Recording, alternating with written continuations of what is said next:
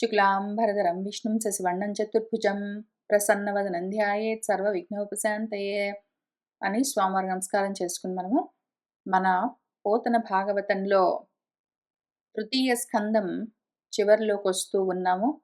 మన దేవహూతి గురువు గారు పరబ్రహ్మము చేసిన బ్రహ్మోపదేశాన్ని అర్థం చేసుకుని ఇంకా ఆమె ఆచరించడం మొదలుపెట్టింది. ఇప్పుడు ఎట్లా ఉన్నది అంటే ఆమె స్థితి, కపిలుడు వెళ్ళిపోయిన తర్వాత ముందు కొంత కొడుకు కదా అని దుఃఖించింది. ఆమె మనసులో ఆ బాధ ఉండే ఇనిషియలీ కొంచెం తల్లడిల్లింది. కానీ ఆమె ఎట్లా అర్థం చేసుకుందో గాని ఇది బంధము అని తెలుసుకున్నది, ఇది మోహము అని తెలుసుకున్నది. ఆమె సాధనతో దాన్ని దాటుతూ వెళ్ళింది. ఆమె అక్కడే ఉన్నది. కర్దముడు తన తపస్సుతో తయారు చేసిన గొప్ప ఐశ్వర్యాలతో నిండి ఉన్న తన ఇంట్లోనే తనున్నది. కానీ వాటికి తగులుకోకుండా ఉన్నది. ఆమె ప్రవాహ రూపమైన యోగంతో, ధ్యానంతో, నిష్ఠగా బ్రహ్మత్వాన్ని ప్రతిపాదించే ఏ జ్ఞానమున్నదో బ్రహ్మ జ్ఞానము, దాన్ని విశుద్ధమైన మనస్సుతో విచారిస్తూ ఉన్నది అన్న చోట మనము పోయిన వారం ఆపాము. ఇంక అక్కడి నుంచి చూసుకుంటూ వెళ్దాము.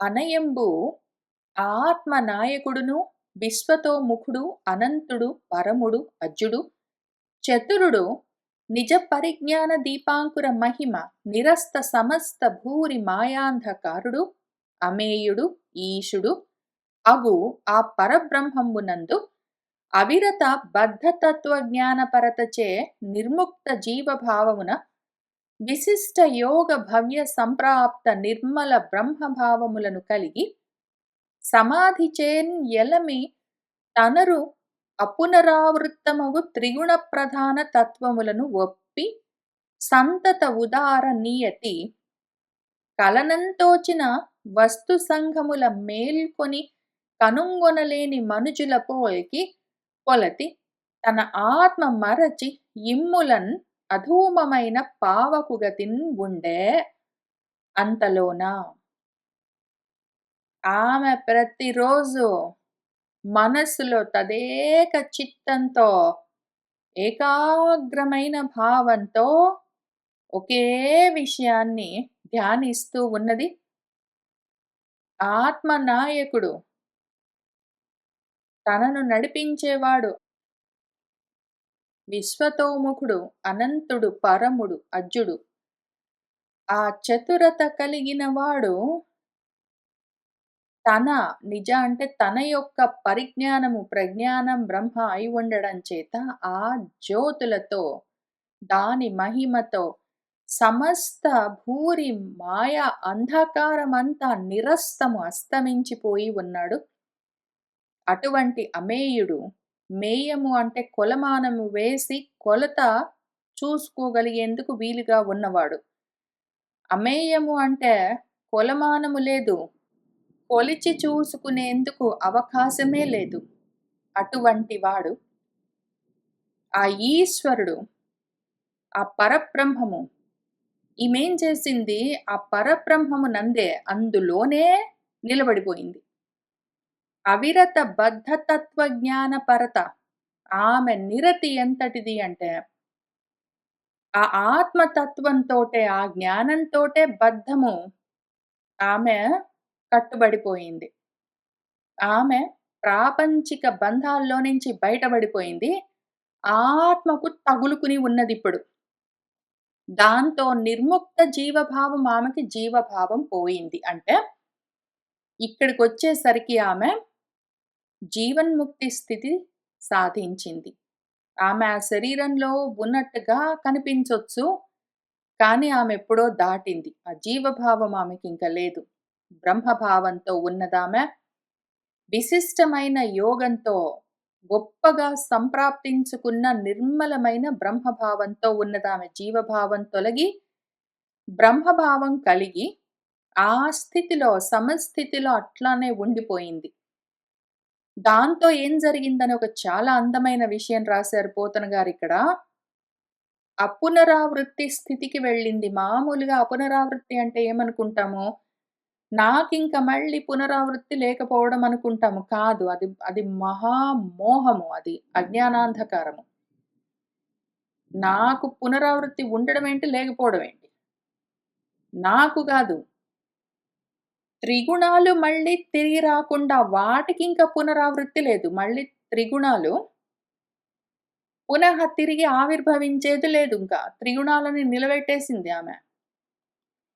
త్రిగుణాలతో సహా మొత్తం మహత్తును, ప్రధానాన్ని, అన్ని తత్వాలను మొత్తాన్ని ఆమె తనలోనే లయం చేసుకుంది. ఇంక మళ్ళీ అవి తిరిగొచ్చే ప్రశ్న లేదు. గుణాలు కదిలితేనే కదా! గుణవైషమ్యం కలిగితేనే మహత్తత్తుగా అక్కడి నుంచి మొత్తం బ్రహ్మాండంగా తయారయ్యేది. ఆమేం చేసింది మొత్తం తత్వాలని, వాటి గుణాలతో సహా మొత్తం ప్రకృతిని అంతటిని మొత్తం మాయను తనలో లయం చేసుకొని కూర్చుంది. వాటిని మళ్ళీ ఇంకా ఆవృత్తి మళ్ళీ తిరిగి రావడం అన్నది వాటికి అవకాశమే ఇవ్వలేదు. వాటికి అవకాశం ఉంటే మళ్ళీ వచ్చేందుకు ఉండొచ్చు. కానీ ఆమె అసలు ఇంకా అవకాశం ఇయ్యలేదు వాటిని. మొత్తం తనలో లయం చేసుకుంది, కూర్చుంది. ఆ రకంగా ఉండేసరికి త్రిగుణాలతో సహా ప్రకృతి లేదు, ప్రధానము లేదు, మాత్తు లేదు, భూతాది లేదు, తత్వాలు లేవు, బ్రహ్మాండము లేదు, జీవులు లేదు, జీవభావం లేదు, ఏమీ లేదు. వాటికి మళ్ళీ తిరిగొచ్చేందుకు అవకాశం ఇవ్వకుండా ఉన్నదామె. సంతతము ఉదారమైన నియతితో ఎట్లా చూస్తూ ఉన్నది?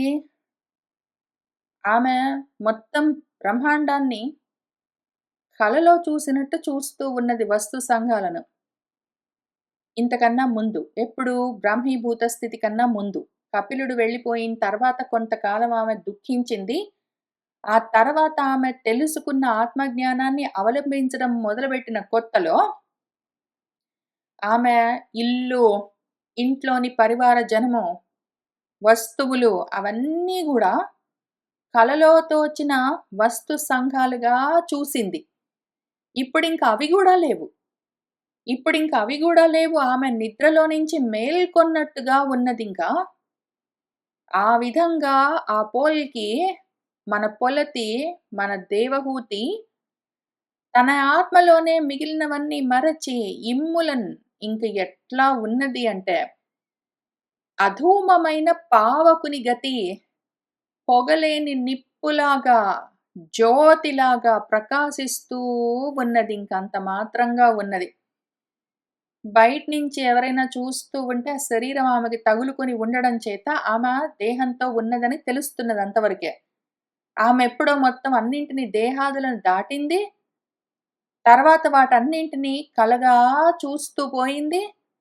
ఇప్పుడు అసలు అవన్నీ కూడా ఆమెలో లయమయ్యాయి. ఆమె మేల్కొన్నది. ఇదంతా కలగా ఆమెలోనే ఉన్నది. ఆమె మళ్ళీ తిరిగి రాకుండా వాటిని కట్టేసింది.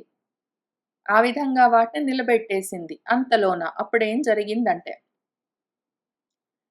గురుయోగ శక్తిచే అంబరతలమునకెగసి సత్కృపామయుడగు ఆ వర వాసుదేవు చరణాంబురుహ యుగ న్యస్త చిత్తమును గలది అగుచున్. ఇంకా ఆ విధంగా ఆ సమయమొచ్చింది.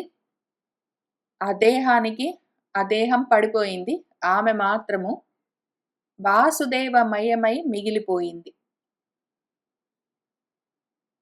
ఇంకా తర్వాత ఏం జరిగిందంటే, ఆమె ఆ విధంగా బ్రాహ్మీభూత స్థితిని పొందింది. ఆమె ఏం జరిగిందంటే, ఆమె స్థితి ఏమి అంటే,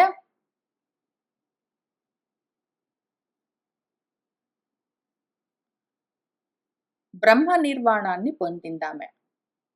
భగవంతం, బ్రహ్మ నిర్మాణం, ఆత్మానం, పరం అని ఏం పిలుస్తారో, పరమని, ఆత్మ అని, బ్రహ్మ నిర్వాణం అని, భగవంతుడు అని ఏ పేర్లతో పిలిచినా గూడా ఉన్నది అదే.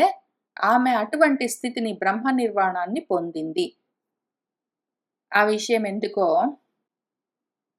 మన పోతన గారిక్కడ ఆ మాట ఆమె బ్రహ్మ నిర్వాణాన్ని పొందింది అన్న మాట ఇక్కడ పెట్టలేదు. కాబట్టి మూలంలో చూపించాను. ఇట్లు కపిల ఉక్త మార్గంబున దేవహూతి శ్రీహరి యందు గలసెను. శ్రీహరి గాదు, భగవంతుడు ఆత్మ పరం అనేం పిలుస్తామో అందులో కలిసింది. కాబట్టి ఇట్లు కపిలోక్త మార్గంబున దేవహూతి పరం యందు బ్రహ్మమందు కలసెను. అయి అంగనారత్నంబు మోక్షంబునకుంజనిన క్షేత్రంబు సిద్ధిపదంబను పేరన్ పరగి ప్రసిద్ధి వహించెను. ఆ దేవహూతి ఎక్కడ మోక్షాన్ని పొందిందో ఆ క్షేత్రాన్ని సిద్ధపదం అని పిలుస్తారు. అక్కడ ఈలోగా ఆమె ఈ విధంగా సాధన చేసుకోవడానికి వెళ్ళగానే ఉపదేశం పూర్తి చేసిన తర్వాత కపిలుడు ఏం చేశాడంటే, తల్లి చేత అనుజ్ఞాతుండై సిద్ధచారణ గంధర్వ అప్సర ముని నివహ సంస్థూయమానుండగుచు సముద్రుని చేత దత్తార్హణ పూజానికేతనంబులు వడసి సాంఖ్యాచార్యాభిష్టుతంబగు యోగంబునవలంబించి లోకత్రయ శాంతి కొరకు సమాహితుడై స్వపితాశ్రమంబు విడిచి ప్రాగుదీచి భాగంబునకు చనియను. ఇంకా అక్కడ మన కపిలుల వారు ఏం చేశారంటే, గురువు గారు మన పరబ్రహ్మము ఆ రూపంగా కపిల రూపంగా ఉన్నారు కాబట్టి తల్లికి ఉపదేశం పూర్తి చేసిన తర్వాత ఆయన చేయదలుచుకున్న పని అయిపోయింది. ఆయన ఒకటే ఒక సింగిల్ పాయింట్ అజెండా తోటి వచ్చారు. ఆయన మొత్తం అజెండా ఏమి, దేవహూతికి ఈ ఉపదేశం చేయడము. అయితే దేవహూతి భర్త కర్దముడు ఈయన పరబ్రహ్మమని తెలుసు కాబట్టి ఈయనకు నమస్కారం చేసి నేను వెళ్ళొస్తానని చెప్పి వెళ్ళిపోయాడు. సరే జాగ్రత్త అన్నాడు అంతే. ఆయనకి ఎక్కువ ఉపదేశం ఏమీ చేయలేదు. ఆయన రావడమే దేవహూతికి ఉపదేశం చేయడం కోసం వచ్చారు కాబట్టి దేవహూతికి ఉపదేశం చేశారు. ఇంకెళ్ళిపోయాడు ఆయన. ఎక్కడికి వెళ్ళాడు ఆ విషయం చాలా ముఖ్యము. ఎందుకు అంటే ఆయన ఎక్కడికి వెళ్ళాడో తెలిస్తే ఆయన ఎక్కడి నుంచి వచ్చాడో చూసుకోవచ్చు. ఈ విధంగా వెళ్ళొస్తానని చెప్పాడు. వాళ్ళమ్మ అక్కడే ఉన్నది దేవహూతిగా. ఆమె తపస్సు మొదలు పెట్టుకుంటూ ఉన్నది కదా ఇప్పుడు. ఈలోగా ఈయన స్వపితాశ్రమంబు విడిచి తన తండ్రి గారి ఆశ్రమము, కర్దమ ఆశ్రమం, అది ఆశ్రమంలాగా ఉన్నా కూడా చాలా గొప్పగా మేడలు, మిద్దెలు, భవంతులు, ఉద్యానవనాలు, సరస్సులు, కోనేర్లు వాటన్నిటితో కట్టాడు ఆయన కర్దముల వారు. ఆ ఆశ్రమాన్ని విడిచి మన కపిలుల వారు సిద్ధులు, చారణులు, గంధర్వులు, అప్సరసలు, మునులు మొదలైన నివహము సమూహమంతా సంస్థూయమానం సంస్థుతిస్తూ ఉంటే, గొప్పగా స్తుతి చేస్తూ ఉంటే, ఆ విధంగా ఉన్నవాడవుతూ సముద్రుని చేత దత్తార్హణ పూజానికేతనంబులు వడసి సముద్రుడు ఆయనకి అర్హమైన కానుకలిచ్చి పూజిస్తూ ఉంటే సాంఖ్యాచార్యాభిష్టుతంబగు యోగంబునవలంబించి సాంఖ్యము అని పిలుస్తారు. సమ్యక్ ఆఖ్యానము, సమ్యక్ ఆత్మతత్వ విజ్ఞానము అని పిలిచే ఏ జ్ఞానం ఉన్నదో ఆ యోగాన్ని ఆయన అవలంబించి ఆ స్వరూపమై లోకత్రయానికి శాంతి కలిగించడం కోసము సమాహితుడై సమస్థితిలో ఇక్కడ ఎందుకో మరి పోతన గారు యుదగ్భాగం అని రాశారు. ఉదగ్భాగం అంటే ఉత్తర దిక్కు. ఆయన ఉత్తర దిక్కుకు వెళ్ళలేదు.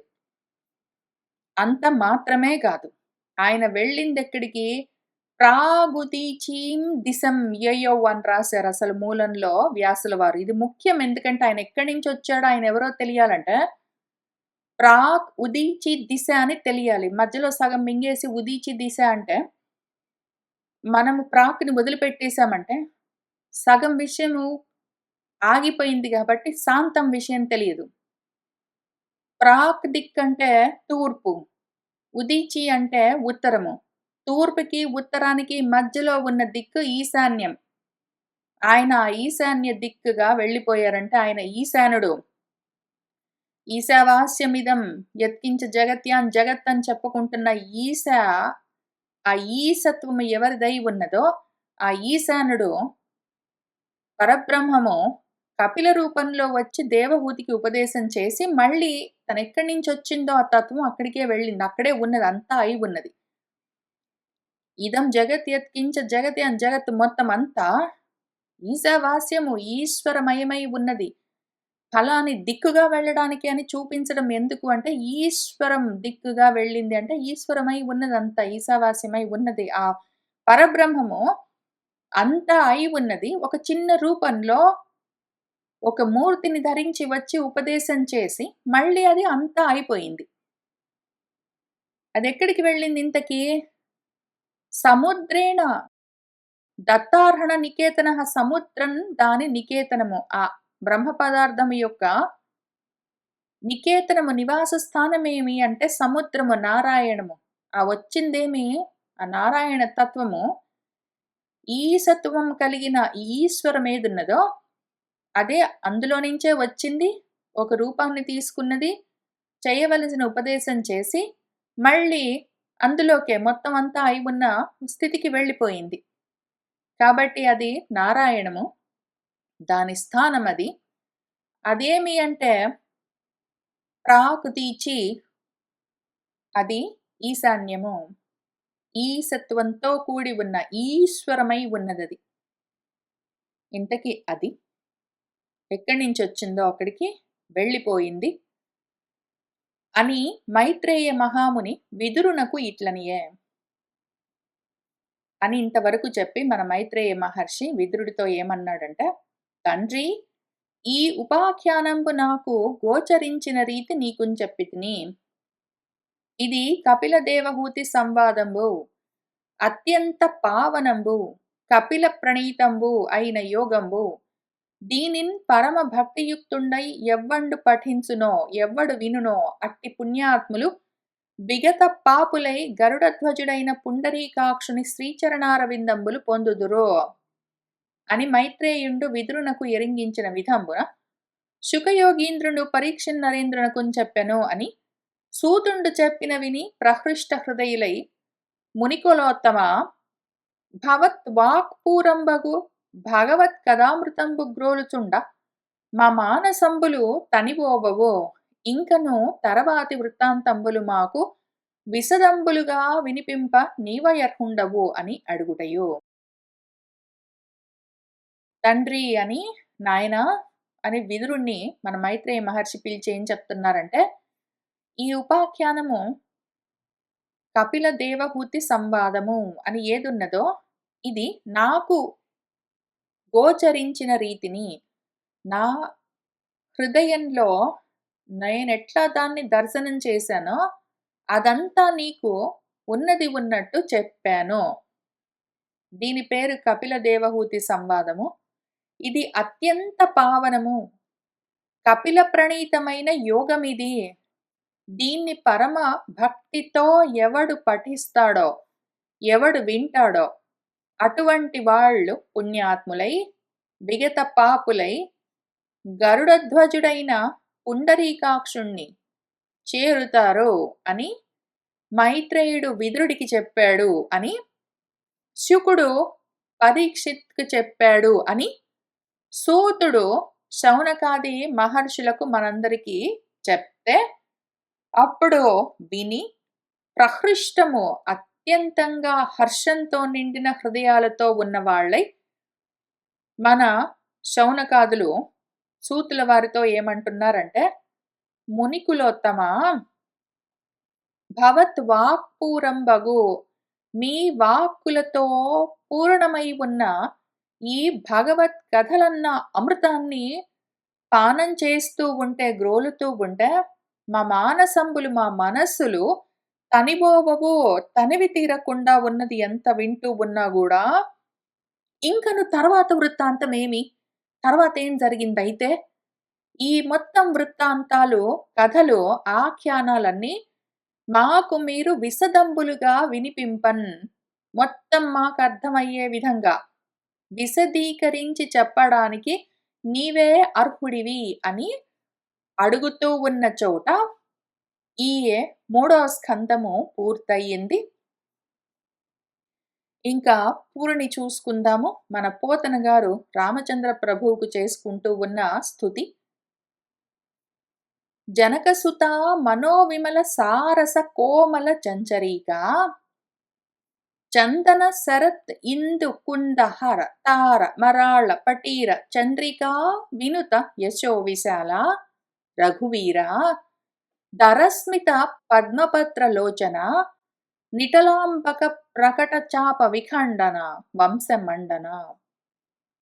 జనకసుత జానకీదేవి యొక్క మనసన్న విమలమైన నిర్మలమైన సరస్సులో కోమలమైన మృదువైన ఓ చంచరీకమా తుమ్మెదా. సీతమ్మ తల్లి యొక్క మనసు ఒకవేళ నిర్మలమైన సరస్సు అయితే ఆ సరస్సులో విహరిస్తూ ఉన్న తుమ్మెదా ఓ రామచంద్ర. చందనము గంధము, శరత్కాలంలోని ఇందు చంద్రుడు, కుందములు బొండు మల్లెలు, హరుడు శివుడు, తారకలు నక్షత్రాలు, మరాళము హంస, పటీరము మంచి గంధము, చంద్రిక వెన్నెల, ఇవన్నీ ఎంత నిర్మలంగా స్వచ్ఛంగా తెల్లగా ప్రకాశవంతంగా ఆహ్లాదకరంగా ఉంటాయో ఒక్కొక్కటి. ఈ మొత్తము 8. ఈ 8 మొత్తం నాలోని అన్ని తత్వాలకు ఆహ్లాదం కలిగించే వీలుగా అంతటి యశస్సు, విశాలమైన యశస్సు, నుతింపవలసిన యశస్సు కలిగి ఉన్నవాడా. నీ యశస్సు ఎంత విశాలమంటే అది ఎంత స్వచ్ఛము, ఎంత ప్రకాశవంతము, ఎంత ఆహ్లాదకరమంటే అసలు దాన్ని నుతించవలసిందే. అటువంటి ఓ రఘువీరుడా, ధరస్మితము, ధరము అంటే కొద్దిగా అని అర్థము. ధరస్మితము అంటే చిరునవ్వు. చిరునవ్వుతో విచ్చుకుంటూ ఉన్న పద్మపత్రాల్లాంటి లోచనములు కన్నులు కలిగినవాడా, నిటలాంబకుడు నిలువుగా ఉన్న కన్ను కలిగినవాడు, త్రినేత్రుడు శివుడు, ఆయన యొక్క ప్రకటమైన ప్రసిద్ధమైన చాపము శివధనస్సును విఖండనం చేసినవాడా, దాన్ని విరిచినవాడా, వంశాన్ని మండనము ప్రకాశింపచేస్తూ ఉన్నవాడా శ్రీరామచంద్ర. పరమ పావన, విశ్వభావన, బాంధవ ప్రకరావన, శరథి శోషణ, సత్యభాషణ, సత్కృపామయ భూషణ, దురిత తారణ, సృష్టి కారణ, దుష్టలోక విదారణ, ధరణి పాలన, ధర్మశీలన, దైత్యమర్దన ఖేలన. పరమ పావనమైనవాడా, విశ్వభావన, విశ్వరూపమైనవాడా, బంధువులు నిన్ను తగులుకున్న వాళ్లకు ఆ ప్రకరానికి మొత్తాన్ని సమూహాన్ని అవనము కాపాడేవాడా, శరథి సాగరాన్ని, మా సంసార సాగరాన్ని, మా మోహ సాగరాన్ని శోషింపచేసే శుష్కింపచేసేవాడా, ఎండగట్టేసేవాడా, సత్యభాషణ, నువ్వు అన్నది సత్యమై తీరుతుంది, నీది సత్య సంకల్పము, నీది సత్య వాక్కు, నీది సత్యమైన చేత, సత్ కృపామయమైన ఆ లక్షణమే నీ ఆభరణమై ఉన్నవాడా, దురితములను మా పాపములను అందులో నుంచి మమ్మల్ని తరింపచేసేవాడా, మా దుఃఖాల్లో నుంచి మమ్మల్ని తరింపచేసేవాడా, సృష్టికి కారణమైనవాడా, దుష్టలోకాన్ని విదారణం చేసేవాడా, ధరణిని పాలించేవాడా, ధర్మమే స్వభావమై ఉన్నవాడా, దైత్యులను మర్దించడం ఆటలాగా చేస్తూ ఉండేవాడా రామచంద్ర. దివిజగణ శరణ్య, దీపిత అనంత పుణ్య, ప్రవిమల గుణజాల, భక్త లోకానుపాల, భవతిమిర దినేశ, భానుకోటి ప్రకాశ, కువలయ హితకారి, ఘోర దైత్య ప్రహారి. దివిజ గణములు దేవతా సమూహాలన్నింటికీ ఆశ్రయమై ఉన్నవాడా, దీపిస్తూ ఉన్న అనంతమైన పుణ్యాల రాశి అయి ఉన్నవాడా, ప్రకృష్టమైన విశేషమైన నిర్మలమైన గుణములతో కూడి ఉన్నవాడా, భక్తలోకాన్ని అనువర్తిస్తూ దాన్ని పరిపాలిస్తూ ఉండేవాడా, భవములు జన్మలు సంసారమన్న తిమిరము చీకట్లకు దినకరుడా, సూర్యుడి వంటివాడా, కోటి ఆదిత్యులకు సమానమైన ప్రకాశంతో వెలుగుతూ ఉన్నవాడా, కువలయానికి భూమికి హితాన్ని కలిగించేవాడా, ఘోరమైన దైత్యులను ప్రహరించేవాడా, సంహరించేవాడా రామచంద్ర ప్రభు. ఇతి శ్రీ పరమేశ్వర కరుణాకరిత కవితా విచిత్ర కేసన మంత్రిపుత్ర సహజ పాండిత్య పోతనామాచ్య ప్రణీతంబైన శ్రీ మహాభాగవతంబు అను మహాపురాణంబు. పరమేశ్వరుడి యొక్క దయతో విచిత్రమైన కవితలు అల్లగలిగిన కేసన మంత్రి యొక్క పుత్రుడు, సహజ పాండిత్యం కలిగిన పోతనామాచ్యుడి చేత రచింపబడ్డ ఈ మహాభాగవతము అనే మహాపురాణము. ఇందులో మనము ఈ 3వ స్కందంలో ఏమేం చదువుకుంటూ వచ్చాము అని ఒక లిస్ట్ ఇచ్చారు. నేను చదువుతూ వెళ్తాను, మీకు ఆల్రెడీ అన్ని గుర్తుకొస్తూ ఉంటాయి. ఒక్కొక్కటి మనము కొన్ని నెలలుగా, ఒక సంవత్సరంగా చదువుకుంటూ వస్తూ ఉన్న ఎన్నో విషయాలున్నాయి, ఎన్నో నేర్చుకున్నాము. చదువుకుంటూ, తెలుసుకుంటూ, అర్థం చేసుకుంటూ, నేర్చుకుంటూ, ఆచరిస్తూ, దాటుతూ వెళ్తూ ఉన్నాము. ఈ స్కందము చదువుకోవడం మొదలుపెట్టినప్పుడు మనకి ఎంత జ్ఞానం ఉండెనో, ఎంత ఆధ్యాత్మిక సాధనలో పురోభివృద్ధి ఉండెనో, దానికి మించి ఇప్పుడు ఈ సమయానికి, ఈ 3వ స్కందం మొదలుపెట్టే సమయానికి మనం ఎట్లా ఉన్నామో, అక్కడి నుంచి ఎంతో దూరము ప్రయాణం చేస్తూ మనము ఇంత దూరం వచ్చి ఇక్కడున్నాము. ఎంతో నేర్చుకున్నాము, ఎంతో తెలుసుకున్నాము, ఎంతో భావన చేశాము, ఎంతో ముందుకు వెళ్ళాము. ఏమి చూసుకున్నాం, ఇంతకాలం ఏం చదువుకున్నామని ఒకసారి చూద్దాము. మళ్ళీ ఒకసారి గుర్తు చేసుకుందాము. విదుర నీతి. విదుర నీతి అంటే మన విదురుడు ధృతరాష్ట్రుడికి చెప్పిన విషయాలు. దుర్యోధనుడు ఆయన్ని తిట్టాడు, తర్వాత ఇంట్లోంచి వెళ్ళగొట్టేశాడు, అక్కడ విషయము. విదురుని తీర్థాగమనము, ఇంకా ఇంట్లోంచి వెళ్ళగొట్టేస్తే విదురుడు తీర్థయాత్రలు బయలుదేరాడు. ఆయన ముందు ద్వారకకు వెళ్దాం అనుకున్నాడు, మధ్యలో ఉద్ధవుడు కనిపించాడు. ఆ తర్వాత అక్కడి నుంచి హరిద్వారానికి వచ్చాడు. అక్కడ విదురుడు మైత్రేయుణ్ణి కనుగొనుటయు, మైత్రేయుణ్ణి కలిశాడు. ఇంకా అక్కడి నుంచి విదురుడు మైత్రేయుడు మాట్లాడుకుంటూ ఉన్నారు. విదుర మైత్రేయ సంవాదము. అందులో ముందు మైత్రేయ మహర్షి విదురుడికి జగదుత్పత్తి లక్షణము, మహదాదుల సంభవ ప్రకారము అని మొదలుపెట్టి ఇంకా చాలా విషయాలు చెప్తూ వచ్చారు.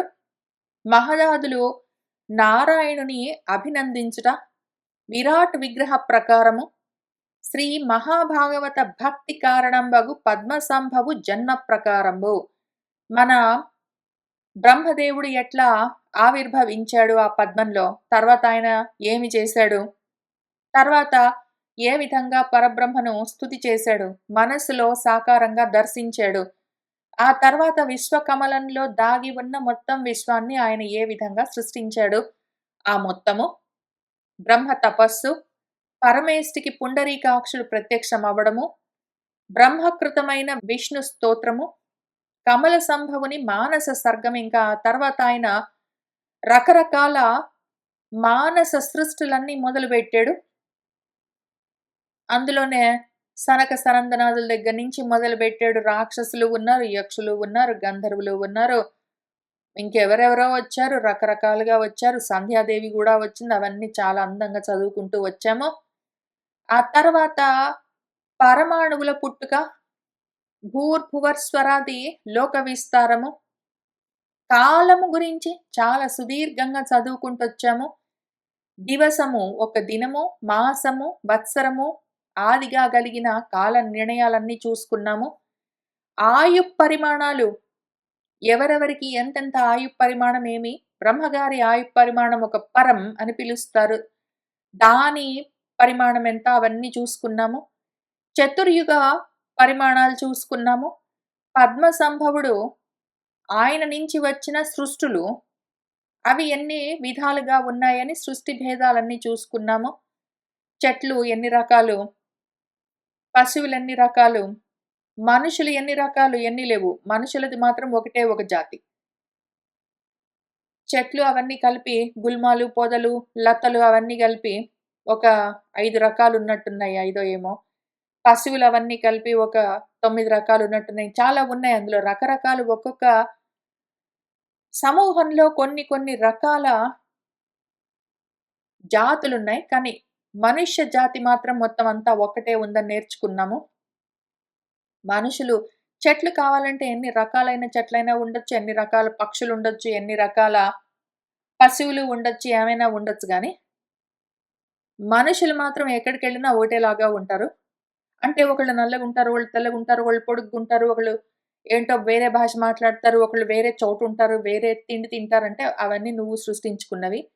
యాక్చువల్‌గా ఆకార పరంగా, ఆ జాతి పరంగా ఒకటే జాతి. మనుష్య జాతి. అందులో భేదాలు చూసుకున్నావంటే అది నువ్వు చూసుకున్నావు అని నేర్చుకున్నాము.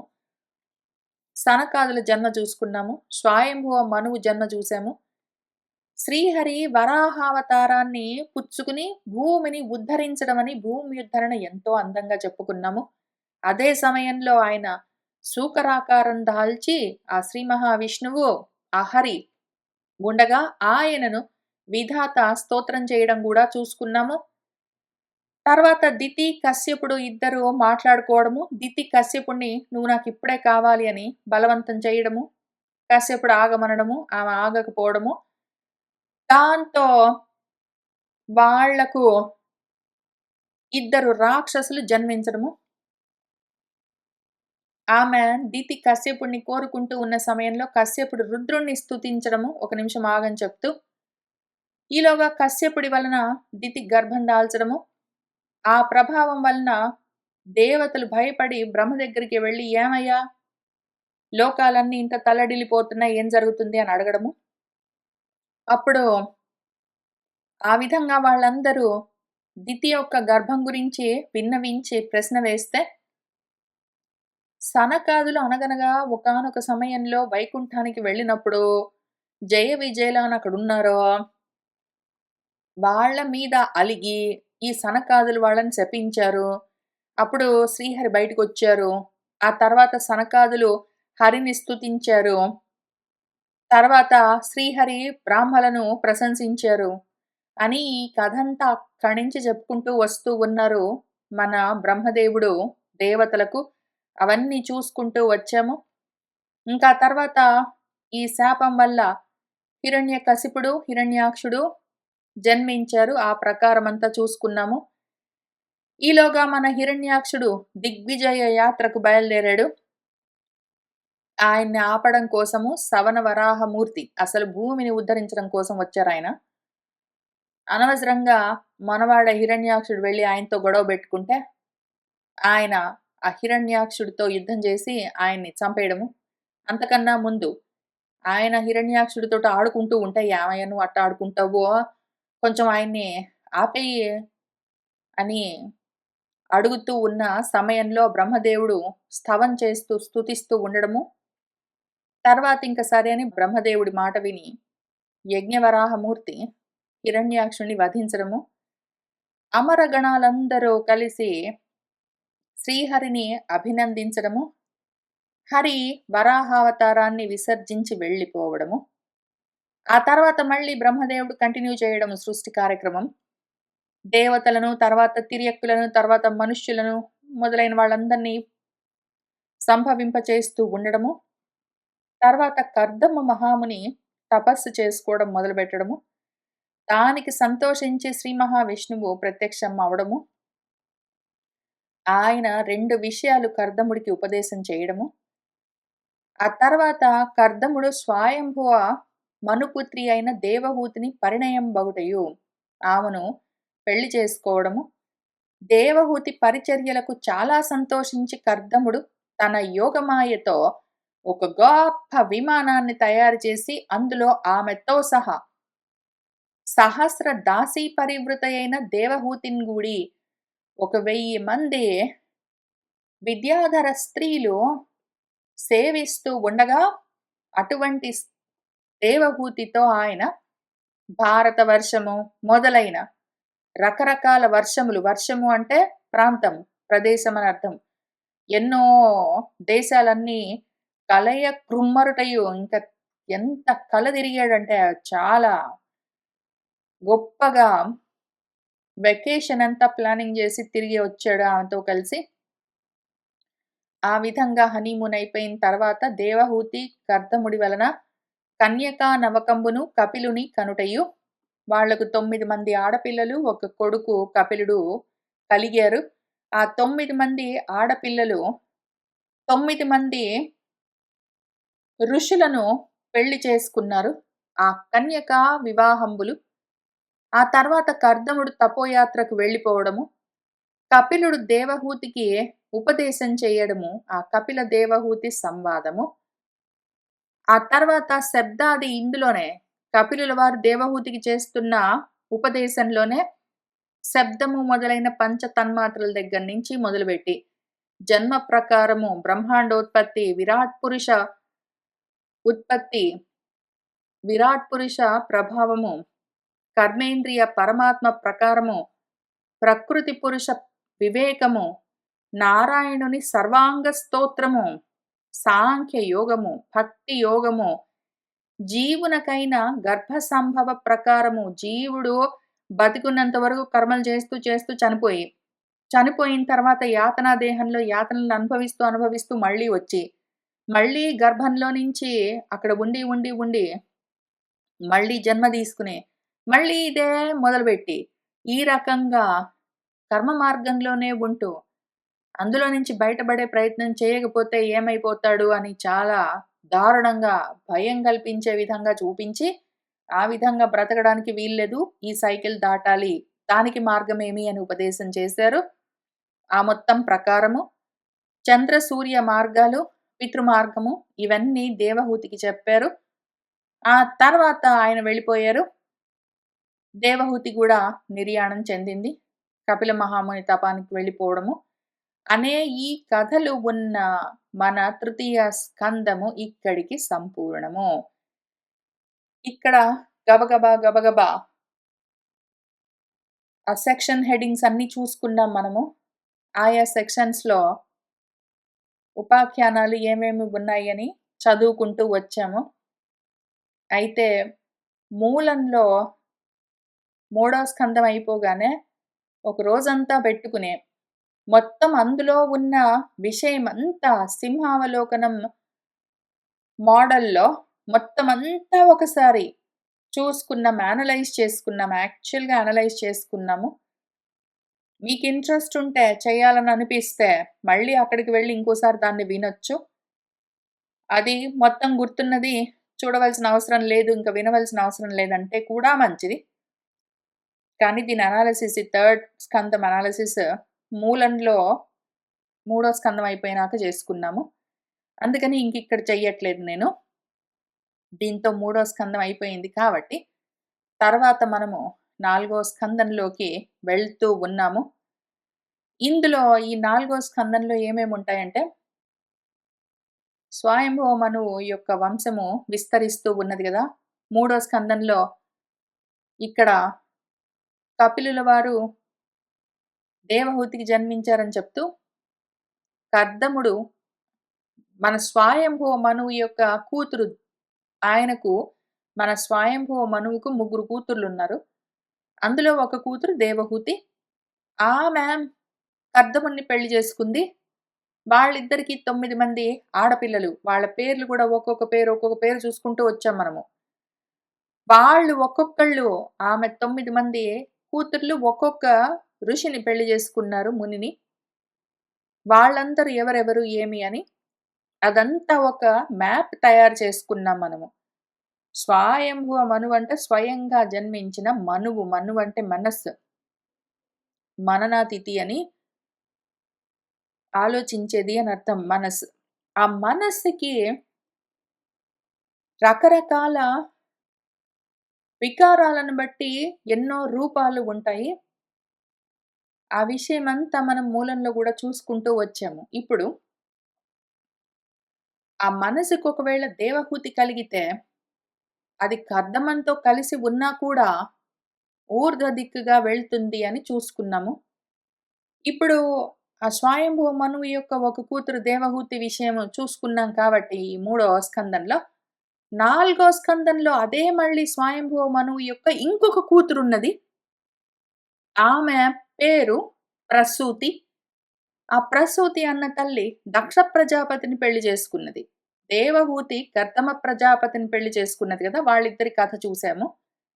కథగా చెప్తూ ఉన్న తత్వం అది. ఇందులో మన స్వయంభువ మనువు యొక్క ఇంకొక కూతురు ప్రసూతి, ఆమె దక్ష ప్రజాపతిని పెళ్లి చేసుకుంటుంది. వీళ్ళ పరిస్థితేమి? దక్షుడెవరు? దక్షుడు, ప్రసూతి ఎందుకు కలుస్తారు? దక్షత ఉన్నది ఏంటని ఏదైనా ఒకటి తయారు చెయ్యాలి అన్నా, ఆ ఇన్‌స్పిరేషన్ ఒస్తుంది సంకల్పం. దాని పేరు ప్రసవించడము. ఏదో ఒకటి ప్రొడ్యూసింగ్ జేస్తూ ఉండడము. ఇంకా అక్కడి నుంచి మొదలుపెట్టి ఈశ్వరుడితో ఈ దక్షుడికున్న విరోధము, సతీదేవి ఆ యజ్ఞానికి వెళ్ళడము, ఆ యజ్ఞ వాటికలో జరుగుతున్నది చూసి అలిగి ఆమె ఆత్మహత్య చేసుకోవడము, తర్వాత శివుడు ఆగ్రహించడము, తర్వాత అనుగ్రహించడము ఇంకా అవన్నీ ఉంటాయి. ఆ తర్వాత ధ్రువుడి యొక్క కథ మొదలవుతుంది. ఆ ధ్రువుడి కథ అయిపోయిన తర్వాత పృథువు కథ మొదలవుతుంది.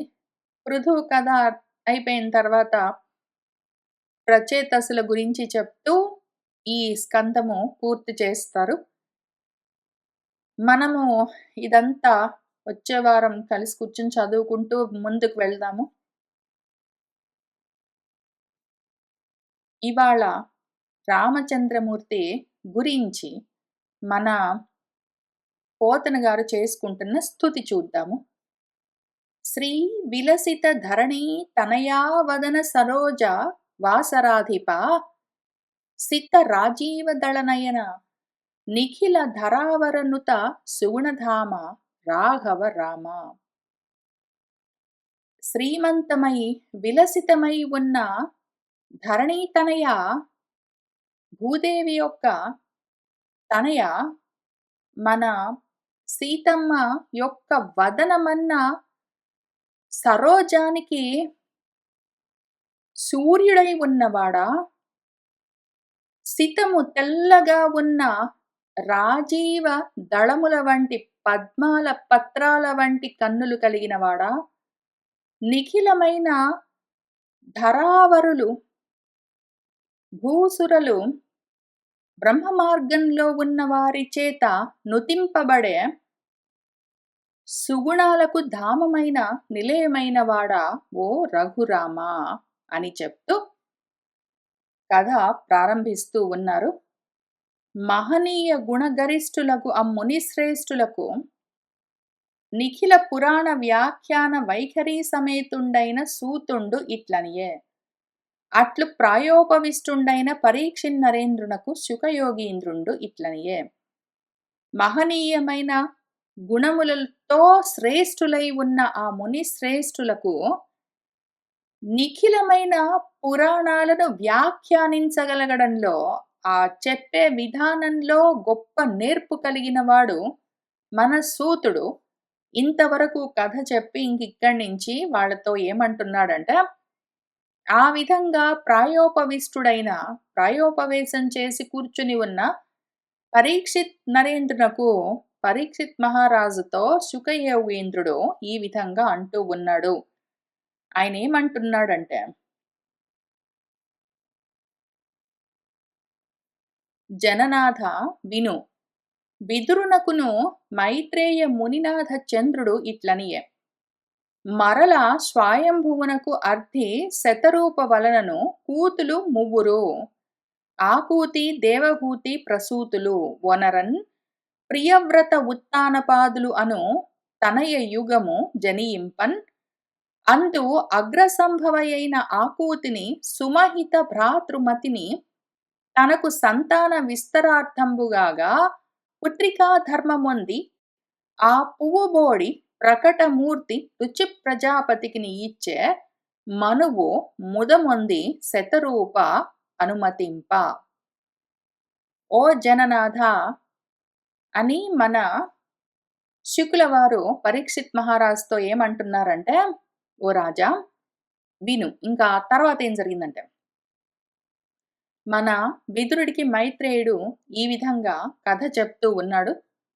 అప్పుడేం జరిగిందంటే మళ్ళీ స్వయంభువ మనువుకి అర్ధి శతరూపతో, స్వయంభువ మనువుకు శతరూపకు వాళ్ళిద్దరికి ముగ్గురు కూతుళ్ళు కలిగారని చెప్పుకున్నాం గదా!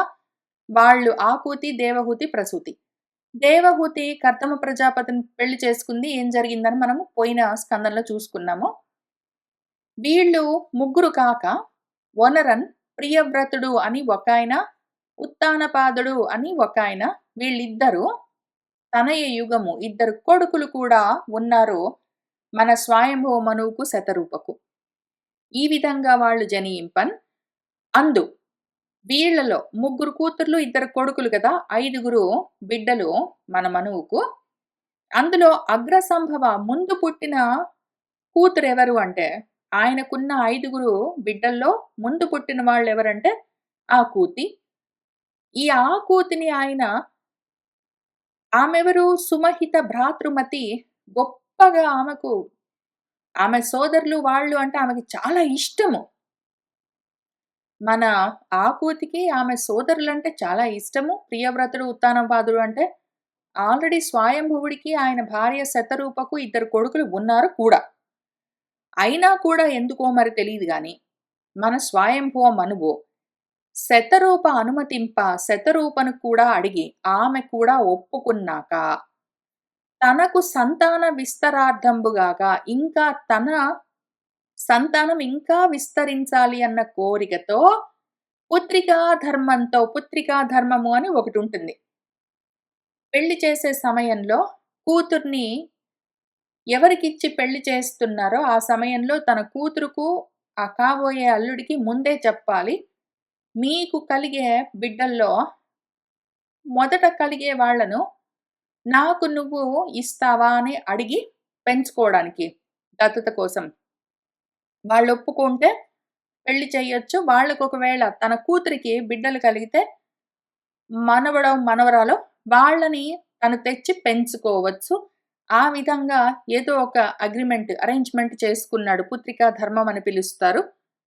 ఆ విధంగా ఆమెను అడిగాడు. ఆ పువ్వు బోడి ఆ అమ్మాయి ఒప్పుకుంది. దాంతో తన కూతురును, ఆకూతిని ప్రకటమూర్తి, ప్రసిద్ధమైన వ్యాప్తి కలిగిన వాడు, గొప్ప యశోమూర్తి అయిన రుచి ప్రజాపతికి ఇచ్చి మనువు చేశాడు. మన మనువు పెళ్లి చేశాడు ముదమొంది ఎంతో సంతోషంగా. ఇట్లు వివాహంబైన రుచి ప్రజాపతి బ్రహ్మవర్చస్వియు పరిపూర్ణ గుణుండును కావున చిత్తైకాగ్రతం చేసి ఆకూతియందు శ్రీవిష్ణుండు యజ్ఞరూపధరుండగు పురుషుండుగను జగదీశ్వరియగు ఆదిలక్ష్మి ఆ మహాత్మునికి నిత్యానపాయిని గావున తత్ అంశంబున దక్షిణయను కన్యకారత్నంబుగను మిథునంబు సంభవించన్. ఆ విధంగా రుచి ప్రజాపతి మన ఆకూతి పెళ్లి చేసుకున్నారు కదా. రుచి ప్రజాపతి గొప్ప బ్రహ్మవర్చస్సు కలిగిన వాడు, పరిపూర్ణమైన గుణములు కలిగిన వాడు, ఏకాగ్ర చిత్తం కలిగిన వాడు. ఆయనకు ఆకూతికి శ్రీ మహావిష్ణువు యజ్ఞుడై జన్మించాడు. ఈ యజ్ఞుడితో పాటే అనపాయిని, నిత్యానపాయిని, వేరుగా ఉండడం అన్నది లేని ఆ ఆదిలక్ష్మి జగదీశ్వరి ఆయనతో పాటే అదే అంశతో దక్షిణ అన్న కన్యకగా, అమ్మాయిగా పుట్టింది. కాబట్టి యజ్ఞుడు, దక్షిణ ఇద్దరు మిథునము ట్విన్స్ కలిగారు మన రుచి ప్రజాపతికి. రుచి ప్రజాపతికి ఆయన భార్య ఆకూతికి యజ్ఞుడు, దక్షిణ అని ఇద్దరు, ఒక అమ్మాయి ఒక అబ్బాయి కలిగారు.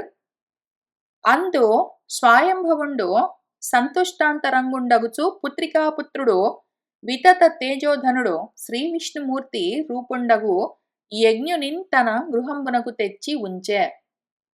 రుచియు కామగమనయైన దక్షిణయను కన్యకాలలామంబును తన యొద్దన నిలిపే. ఇంకా ఆ పుట్టిన ఇద్దరిలో గొప్ప తేజోమూర్తి ఆ శ్రీ మహావిష్ణువు యజ్ఞుడి రూపంగా మన రుచి ప్రజాపతికి కలిగాడు. ఆ పుట్టిన ఇద్దరిలో. అప్పుడు మన స్వయంభూ మనువేం చేశాడంటే ఎంతో సంతోషించి ఆ పుత్రికా పుత్రుణ్ణి తన కూతురైన ఆ కూతికి పుట్టిన కొడుకు యజ్ఞుణ్ణి తన ఇంటికి తెచ్చుకున్నాడు. ఎంతో అల్లారు ముద్దుగా పెంచుకుంటూ ఉన్నాడు. ఆయనకి ఇంకా ఇద్దరు కొడుకులున్నారు. వాళ్ళతో పాటు ప్రియవ్రతుడు, ఉత్తానపాదుడితో పాటు ఈ యజ్ఞుడిని గూడా ఆయన ఎంతో ముద్దుగా పెంచుకుంటున్నాడు. ఈలోగా మన రుచి ప్రజాపతి దక్షిణ అన్న అమ్మాయి గూడా కలిగింది గాబట్టి, ఆ అమ్మాయిని తన ఎద్దన ఉంచుకుని పెంచుకుంటూ ఉన్నాడు ముద్దు ముద్దుగా. అంతన్ సకల మంత్రాధిదేవతయగు శ్రీ యజ్ఞుడు తను పతిగన్ కోరెడు దక్షిణయను కన్యకన్ పరిణయంబయ్యే. అన్ని మంత్రాలకు అధిదేవత అయి ఉన్నాడు ఆ యజ్ఞుడు. ఆయనే కావాలి అని దక్షిణ కోరుకుంటూ ఉంటే, ఆ అమ్మాయిని పెళ్లి చేసుకున్నాడు. వారలు ఆది మిథునంబు కావున వాళ్ళు మొట్టమొదటిగా జన్మించిన ట్విన్స్.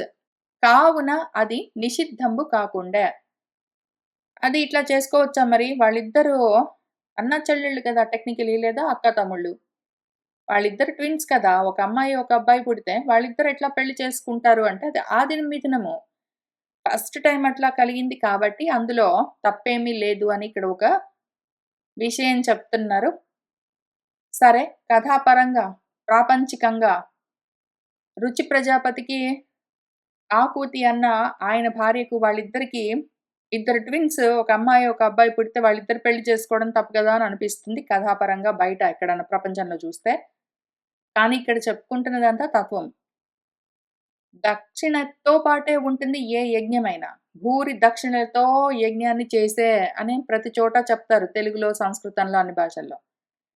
కాబట్టి యజ్ఞం జరుగుతూ ఉన్నది అంటే దక్షిణ గ్యారంటీగా ఉంటుంది. దక్షిణ లేకుండా యజ్ఞం ఉండదు. ఆ 2 ఒకటేసారి కలుగుతాయి. ఆ 2 కలిసే ఉంటాయి. కాబట్టి ఆ విధంగా అది నిషిద్ధం గాదు. నిషిద్ధం కాకపోవడం అది వేరే విషయము. అవ్వడం కాకపోవడం గాదు. అసలు యజ్ఞము, దక్షిణ వేరుగా ఉండవు. దక్షిణ లేకుండా యజ్ఞం చేస్తే అది చెల్లదు. యజ్ఞం లేకుండా దక్షిణలు ఉండి ఉపయోగం లేదు. యజ్ఞాలు జరుగుతూ ఉన్నాయంటే దక్షిణ గ్యారంటీగా ఉంటుంది. కాబట్టి అది తాత్వికంగా విషయము. ధీమహిత అంత వారల యామాఖ్యలుగలుగు దేవతావళి కడగన్ వేమరు అభినందించుచు ఆ మిథునము వలన పుట్టే అతి బలయుతమై. యామం అన్న పేరున్న దేవతల సమూహమంతా ఈ యజ్ఞుడికి ఆయన భార్య దక్షిణకు కలిగారు. ఆ మిథునం వలన మహాబలంగా బలయుతులై ఉన్నారు. ఇంకా వాళ్ళ నుంచి ఎవరెవరొచ్చారు అంటే, చాలా మందొచ్చారని చెప్పుకుంటున్నాం గదా! ఆ మిథునానికి కలిగిన వాళ్ళెవరు? నిజంగా గూడా చక్కగా ఒక యజ్ఞం జరిగింది గొప్ప భూరి దక్షిణలతో అంటే, అక్కడంతా సంతోషమే ఉంటుందింకా. ఆ సంతోషం ఎన్నో రకాలుగా ఉండొచ్చు. అవెన్ని రకాలో చూద్దాము. వాళ్ళని ఇక్కడ మనుషులుగా పేర్లు పెట్టి చూపిస్తూ ఉన్నారు కథాపరంగా మన వ్యాసుల వారు. దాన్ని మన పోతన గారు చూపిస్తూ ఉన్నారు ఈ వచనంలో. వారు తోషుడు, ప్రతోషుడు, సంతోషుడు, భద్రుడు, శాంతి, ఇడస్పతి, ఇద్ముడు, కవి, విభుడు, వహ్ని, సుదేవుడు, రోచనుడు అనన్ పన్నిద్దరు సంభవించిరి. తోషుడు, తోషమన్నా, ప్రతోషమన్నా, సంతోషమన్నా ఒకటే. 3 రకాలు లెవెల్స్. భద్రుడు నాలుగోవాడు. ఎందుకు అంటే చక్కగా ఒక యజ్ఞం జరిగింది దక్షిణతో పాటు అంటే భద్రత ఉంటుంది. ఆ తర్వాత చక్కగా యజ్ఞం జరిగింది అంటే శాంతి ఉంటుంది. ఇడస్పతి, భూపతి అక్కడ భూదానాలు అవన్నీ జరుగుతూ ఉంటాయి. ఇద్మము దానికి కావలసిన సమిధలు మొదలైనవన్నీ అవసరమై ఉంటుంది. కవులుండాలి మరి యజ్ఞం చేసేందుకు. ఆ యజ్ఞానికి విభుడుండాలి మరి. అగ్ని ఉండాలి.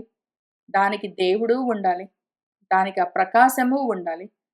కాబట్టి ఈ విధంగా 12 తత్వాలు ఆ యజ్ఞానికి దక్షిణకు కలుగుతాయి. వాళ్ళు పుట్టారు వీళ్ళకి. వీళ్ళిద్దరు మనుషులు ఇంతమంది మనుషులు కొడుకులు పుట్టారని చెప్పడానికి నోరే రావట్లేదు నాకు. యజ్ఞానికి దక్షిణతో పాటు కూడి ఉన్న యజ్ఞానికి ఇన్ని కలుగుతాయి. అవన్నీ కలిగాయి. వారలు స్వయంభువ అంతరంబునన్ తుషితులను దేవగణంబులై వెలసిరి. వాళ్ళు తుషితులు అన్న పేరున్న దేవతాగణంగా ఉన్నారు స్వయంభువ మన్వంతరంలో. మరియు మరీచి ప్రముఖులైన మునీశ్వరులను, యజ్ఞుడును, దేవేంద్రుడును, మహా తేజస్సంపన్నులైన ప్రియవ్రత ఉత్తానపాదులను కలిగి పుత్ర పౌత్ర నప్తృ వంశంబులచే వ్యాప్తంబై ఆ మన్వంతరంబు పాలితంబగుచు విస్తరిల్లే. ఇంకా తర్వాత మరీచి మహర్షి వీళ్ళందరూ ఆ మొత్తం మునులందరూ వాళ్ళతో పాటు మన యజ్ఞుడు, ఆ దేవేంద్రుడు, గొప్ప తేజోమూర్తులైన ప్రియవ్రతుడు, ఉత్తానపాదుడు వీళ్ళందరూ ఉన్నారు. బిలబిలా బిలబిలా అనుకుంటూ మన స్వయంభువ మనువు ఇంట్లో పుత్రులు, పౌత్రులు, నప్త్రులు అంటే ముని మనవలు వాళ్ళందరూ ఉండేసరికి మొత్తం ఆ మన్వంతరం అంతా మనువు యొక్క సంతతితో వంశాలు వంశాలుగా వ్యాప్తమైపోయింది. ఆ విధంగా వాళ్ళ చేత పాలింపబడుతూ విస్తరిల్లుతూ ఉన్నది. ఇంకా ఇప్పుడు మనువు యొక్క పెద్ద కూతురు ఆకూతి రుచి ప్రజాపతిని పెళ్లి చేసుకున్నది. ఇదంతా జరిగిందని చూసుకున్నాం కదా. ఆ తర్వాత మనువు యొక్క ద్వితీయ పుత్రిక రెండో కూతురైన దేవహూతి కర్దముని పెళ్లి చేసుకున్నది అని ఆ వంశ వృత్తాంతం విస్తారంగా మొత్తం అంతా తెలుసుకున్నాము. వాళ్ళిద్దరు పెళ్లి చేసుకుని దేవహూతి, కర్దముడు ఏ విధంగా వంశ విస్తారాన్ని చేశారన్న విషయము విస్తారంగా చెప్తూ ఉంటే తెలుసుకున్నాం మనము. అదంతా మీకు నేను ముందే ఎరిగించాను, తెలియజెప్పాను. వెండి ఇంకిప్పుడు ఆ మనువుకు మూడో కూతురు ప్రసూతి ఉన్నది. ఆ కన్యకను బ్రహ్మపుత్రుడు బ్రహ్మమానస పుత్రుడైన దక్ష ప్రజాపతి పెళ్లి చేసుకున్నాడు. ఆ దక్షుడికి ప్రసూతి వలన ఉదయించిన ప్రజా పరంపరల చేత ముల్లోకాలు విస్తృతాలయ్యాయి. మరియు కర్దమ పుత్రికా సముదయంబు, కర్దముడి యొక్క పుత్రికలున్నారు కదా, మన దేవహూతి పుత్రికలు, వాళ్ళు బ్రహ్మర్షుల యొక్క భార్యలు అగుటం చేసి కాబట్టి వాళ్ళ వల్ల కూడా సంతానము పరంపరలుగా విస్తరిస్తూ పోయింది. ఆ పరంపరను మొత్తాన్ని వివరించదను అని ఆయన అంటూ ఉన్నారు. మన మైత్రేయ మహర్షి మన విదురుల వారితో అని, శుకుల వారు పరీక్షిత్ మహారాజుతో అని, సూతుల వారు శౌనకాది మహర్షులతో మనం ఇవన్నీ తెలుసుకుంటూ వస్తూ ఉన్నాము. వచ్చే వారం కలిసి కూర్చుని ఇంకా కర్దముడి యొక్క వంశాభివృద్ధి ఇంకా తర్వాత ఏం జరిగిందని అక్కడి నుంచి చూసుకుంటూ వెళ్దాం. ఇవాళకి ఇక్కడికి ఆపుతున్నాను. సర్వం శ్రీకృష్ణ పరబ్రహ్మ పాదార విందార్పణమస్తు.